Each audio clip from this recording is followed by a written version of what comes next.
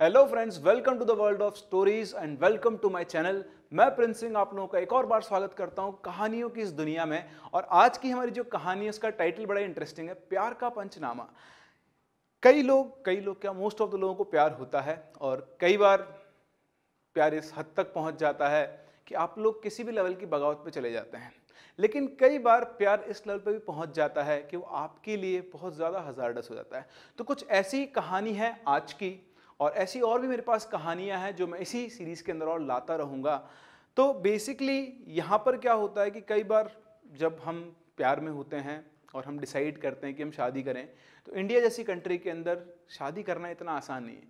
कई बार घर वालों के प्रेशर की वजह से, कई बार आपकी सिचुएशंस की वजह से आप उस इंसान के साथ ज़िंदगी नहीं गुजार पाते जिसके साथ आप गुजारना चाहते हैं। और उसकी वजह से कई बार तो क्या होता है, ठीक है, वेज आसानी से पार्ट हो जाता है, बट कई बार कुछ लोग रिवेंज पर उतर आते हैं इन्हीं चीज़ों को लेकर। तो आज की जो हमारी कहानी कुछ इसी तरह की है।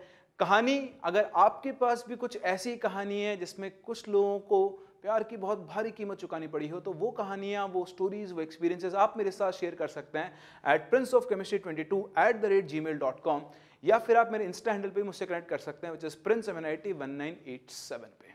तो जैसा कि आप देख सकते हैं, आज की कहानी पे कोई क्रेडिट नहीं है, क्योंकि जिन्होंने कहानी शेयर की है उन्होंने मना किया है उनका नाम शेयर करने को। तो ये कहानी जो है, शुरुआत होती है रिजवान के साथ। रिजवान जो कि एक लड़की से बहुत प्यार करता था और वो दोनों शादी करना चाहते थे। ये रिजवान जिस लड़की से प्यार करता था, उसकी फैमिली को जब ये बात पता लगी तो उन लोगों ने हाँ कर दी शादी के लिए। इन लोगों की खुशी का ठिकाना नहीं था। अब रिजवान जाता है अपनी फैमिली के पास और उनसे कहता है कि वो उस लड़की से शादी करना चाहता है। लेकिन रिजवान की फैमिली लव मैरिज के अगेंस्ट थी। उन्हें बिल्कुल भी गवारा नहीं था कि उनका बेटा लव मैरिज करके एक लड़की को शादी करके लेकर आए। उन्होंने रिजवान को साफ साफ मना कर दिया। उसने बहुत कोशिश की उनको मनाने की। इवन उन्होंने इसका उल्टा किया, उन्होंने रिजवान के ऊपर प्रेशर डाला और उसकी शादी उनकी पसंद की, उनकी जानकार एक लड़के से करवा दी। ये जो लड़की थी बहुत ही पढ़ी लिखी थी, सुंदर भी थी, और जो उसकी प्रीवियस गर्लफ्रेंड थी उससे दूर करने के लिए उन्होंने क्या किया, रिजवान को अब्रॉड भेज दिया। अब्रॉड ही उसकी जॉब सेटल करवाई, सब कुछ हुआ। और मरता क्या न करता, रिजवान अपनी फैमिली के प्रेशर के अंडर आ गया और वो उसके साथ शादी की उसने। उसके बाद वो अब्रॉड चला गया। लाइफ बहुत बढ़िया चल रही थी, बहुत स्मूथ चल रही थी, सब कुछ ठीक ठाक चल रहा था। बट कुछ ही दिनों के बाद रिजवान की जो वाइफ थी वो अजीब अजीब सा बिहेव करने लगी। उसको अजीब अजीब सी आवाज़ें सुनाई आने लगी। रात को बहुत बुरे बुरे और डरावने सपने आना शुरू हो गए। रिजवान ने शुरू में इग्नोर किया कि हो सकता है नई जगह पे सेटल हुई है, शायद बिहेवियर चेंजेस हों, साइकेट्रिक कोई प्रॉब्लम हो। लेकिन वो बैठे बैठे आवाज़ें सुना करती थी। धीरे धीरे उसका बिहेवियर और चेंज होता गया। वो ऐसे ही बैठे बैठे घर में अकेले बैठे बैठे किसी न किसी से बात करती थी। कई बार रिजवान कुछ काम कर रहा है, अचानक से आके देखते हैं तो उसकी वाइफ पता नहीं किससे बात करी। घर में कोई भी नहीं है उन दोनों के अलावा, लेकिन फिर भी ऐसा लग रहा है कि वो किसी और से बात कर रही है। और जब जाकर रिजवान उससे पूछता तो बोलती कोई भी तो नहीं है, मैं कहाँ किसी से बात कर रही थी। वो जो भी कुछ करती उसको वो चीज़ें याद ही नहीं रहती थी। और धीरे धीरे चीज़ें बढ़ी। अचानक से रात को वो उठ के घर में घूमने लग जाती और कुछ ना कुछ बड़बड़ाती रहती। एक दिन तो ऐसा हुआ कि वो लोग सो रहे थे, अचानक से रिजवान की किसी डिस्टर्बेंस से आँख खुली तो उसने देखा कि उसकी वाइफ बेड के ऊपर बैठी हुई है, बिल्कुल ऐसे गर्दन नीचे करके, और पता नहीं वो क्या बड़बड़ा रही है। बड़ी अजीब सी लैंग्वेज के अंदर वो बड़बड़ा रही, जो लैंग्वेज शायद उसको कभी आती भी नहीं हो, रिजवान ने कभी सुनी भी नहीं हो। उसने जैसे उसको हिलाया, वो एकदम से वापस से होश में आती है। रिजवान उससे पूछते कि तुम क्या कर रही थी। तो पूछती कि मैं क्या कर रही थी। बोले तुम उठ के यहाँ पे बैठी हुई थी और बड़बड़ा रही थी। तो बोलती कि पता नहीं, मैं तो ऐसा कुछ भी नहीं कर रही थी। उसको कुछ भी याद नहीं था। रिजवान को समझ में नहीं आ रहा था। वो अपनी वाइफ को जब अकेला छोड़ के जाता था, ऑफिस जाता था, तो वो दिन में घर से निकल जाती थी और पता नहीं कहाँ की कहाँ मिलती थी। और जब उससे पूछते कि वो यहाँ क्या लेने आई है, पता नहीं। कैसे पहुँची, पता नहीं। क्यों आई, कुछ भी याद नहीं। वो पता नहीं कैसे किसी भी जगह पे पहुँच जाती, और वो किस वजह से पहुँची, किस मीडियम से पहुँची, उसको कुछ भी याद नहीं रहता। दोनों अकेले थे। रिजवान को समझ में नहीं आ रहा था कि क्या करे। अब तो उसका उसकी वाइफ को घर पे छोड़ना भी उसके लिए बहुत मुश्किल हो गया था। एक बार की बात है, रिजवान रात को सो रहा था। अचानक से रात को उसकी आंख खुलती है किसी की रोने की आवाज़ से। वो पलट के देखता है अपनी वाइफ को, तो बेड पे नहीं थी। तभी अचानक से कमरे के कोने में उसको उसकी वाइफ रोती हुई दिखाई देती है। और वो बस बोल रही थी कि मुझे छोड़ दो, मुझे माफ़ कर दो, मुझे जाने दो। इतना वो बोल रही थी। भागता उसके पास पहुँचता, उससे पूछता क्या हुआ। तो एकदम से वापस उसको होश आता है। बोलती क्या हुआ, तो तुम यहाँ बैठ के रो क्यों रही हो उस कोने में। तो बोलती कि मैं कहाँ रो रही हूँ। रिजवान बहुत फ्रस्ट्रेट हो चुका था, उसे समझ में नहीं आ रहा था क्या हो रहा है। उसको लगा कि कुछ मेंटल इश्यूज़ हैं, तो उसने वहाँ पे डॉक्टर को दिखाया, साइकेट्रिस्ट को दिखाया, लेकिन सब ढाक के तीन पात। उसकी सिचुएशन के अंदर, कंडीशन के अंदर कोई चेंज नहीं आया, वो और वर्स होती जा रही थी। लेकिन इसी के साथ साथ एक अच्छी चीज़ हुई कि उसकी वाइफ प्रेग्नेंट हो गई थी और इस चीज़ की रिजवान को बहुत खुशी थी। और जैसे जैसे मंथ ऑन मंथ बीतते गए, जब वो 2 मंथ प्रेग्नेंट हुई तो जैसे उसकी प्रेगनेंसी बढ़ रही थी उसकी हालत और ख़राब हुई थी। वो जो 26-27 साल की लड़की थी, जो बहुत सुंदर लड़की थी, उसकी ब्यूटी दिन ब दिन डिग्रेड होती जा रही थी। उसके सिर के बाल उड़ना शुरू हो गए थे, उसके चेहरे पर रिंकल्स होना शुरू हो गए थे। रिजवान ने डॉक्टर्स को दिखाया, कुछ समझ में नहीं आया। रिजवान को समझ में नहीं आता कि इस हालत में ये इस बच्चे को कैसे जन्म देगी। और जिसका डर था रिजवान को, वही हुआ। जब वो 4 मंथ प्रेग्नेंट थी तो उसको मिसकैरिएज हो गया। इन सब चीज़ों से परेशान होकर, अकेला फ्रस्ट्रेट होकर रिजवान वापस से इंडिया आ जाता है अपनी फैमिली के पास। और अपनी फैमिली के पास आकर वो उनको ये सारी चीज़ें बताता है। ये सारी चीज़ें उनको पता थी, बट उनको इस लेवल तक नहीं पता थी। जब वो एक्चुअली उसको देखते हैं कि जिस लड़की से उन्होंने शादी की थी उसकी हालत कैसी हो चुकी है। वो 26-27 की एज की लड़की आज 35 से 40 के बीच की एज की लगने लग गई थी और उसकी हालत दिन ब दिन ख़राब होती जा रही थी। यहाँ पर आकर भी उसके बिहेवियर में कोई चेंज नहीं आया। लोग उससे बात करने की कोशिश करते, लेकिन वो गुमसुम अपनी दुनिया में खोई रहती, बैठी बैठी बड़बड़ाने लगती।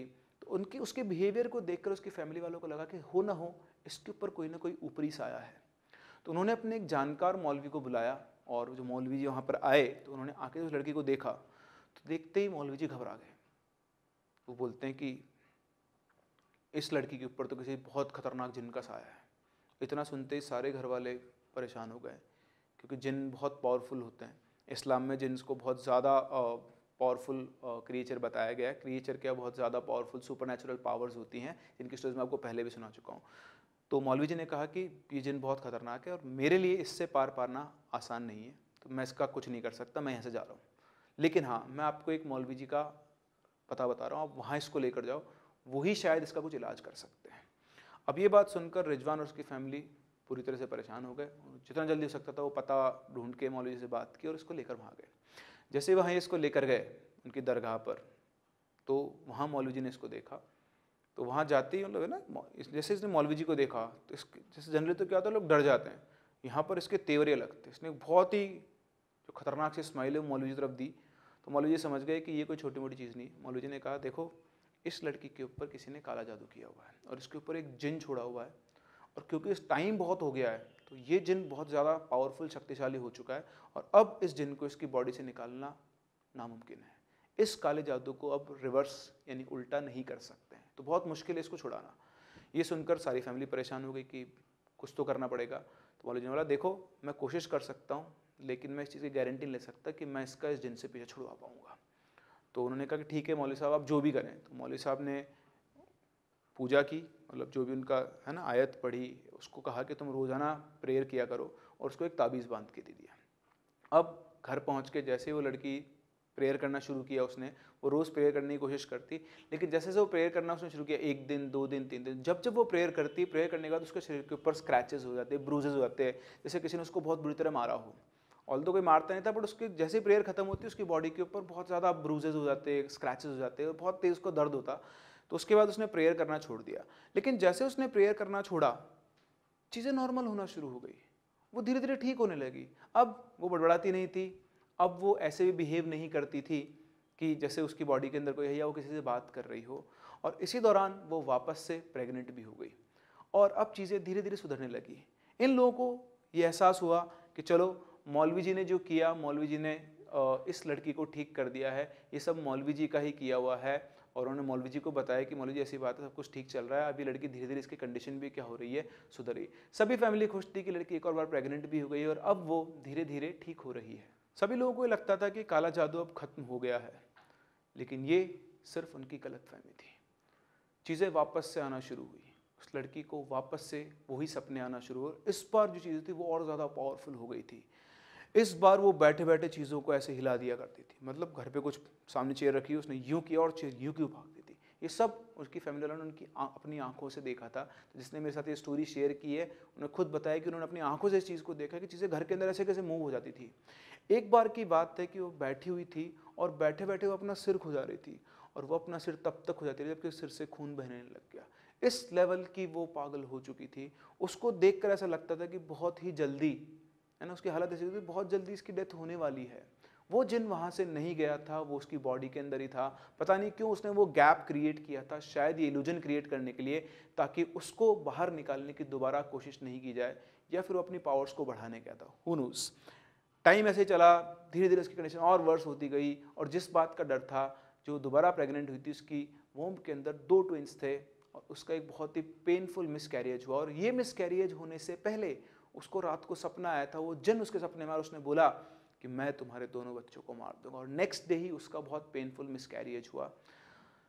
लोग कुछ भी नहीं कर पाए और एक दिन ये जो लड़की थी, ये उन्हीं के घर में किचन के अंदर उसकी डेड बॉडी मिली।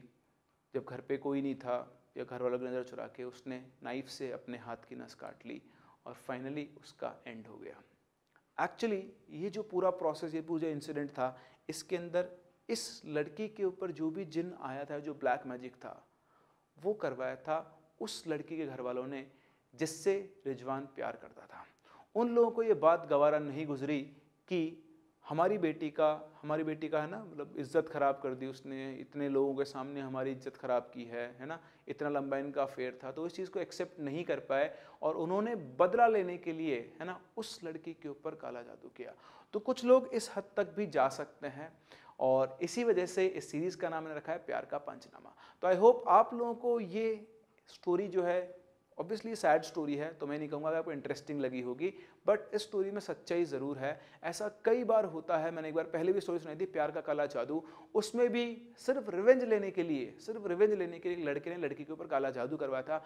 यहाँ पर भी रिवेंज लेने के लिए जिस लड़की से रिजवान प्यार करता था, उसकी फैमिली ने उस लड़की जिसने रिजवान से शादी, उसको तो बेचारे कोई पता भी नहीं था, उसका कोई रोल भी नहीं था, लेकिन उसकी डेथ के लिए रिस्पॉन्सिबल थे वो लोग। खैर इस चीज़ को कोई प्रूव नहीं कर सकता था, इसलिए कोई केस नहीं हुआ, कुछ नहीं हुआ, बट ये थी कहानी जहाँ पर रिजवान अपने प्यार को ना बचा पाया और ना ही वो अपने प्यार के लिए फाइट कर